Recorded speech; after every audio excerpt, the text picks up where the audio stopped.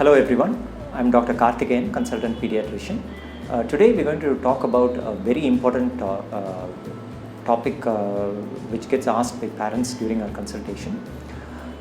So the question is, how do we cut down on the screen time for children now? So the screen time includes whether your child is using a laptop or a tablet or more commonly smartphones.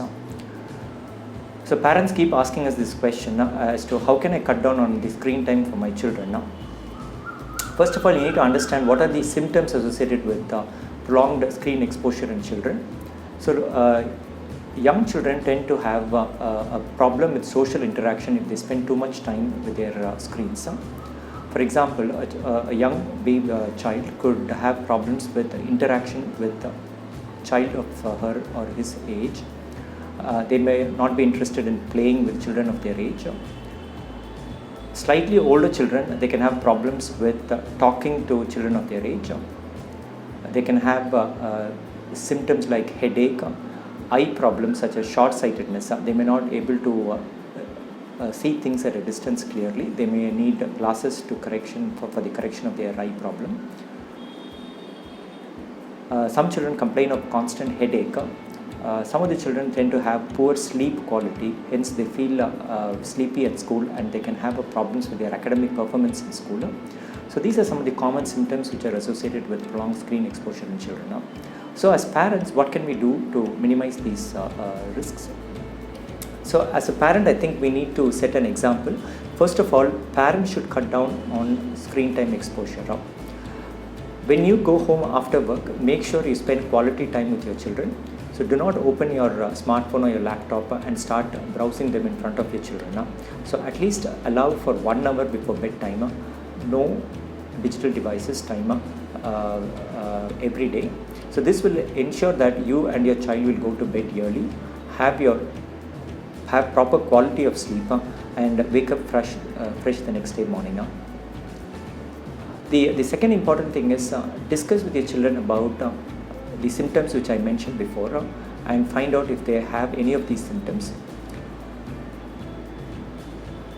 Have a frank discussion with them about how many hours of screen time they are allowed to have every day. Usually I recommend about 30 to 40 minutes of screen time divided into 10-minute blocks in a full 24-hour period. Anything more than this is probably harmful for their development. So once you identify the duration of screen time, check the content of screen time. What do they want from the screen? Are they interested in playing games or are they interested in watching cartoon? Ensure that you have a discussion with them and find out what sort of content they want. Identify websites which are safe for the use of children. So several websites have child-friendly versions. For example, Google and YouTube have separate websites for their child-friendly versions.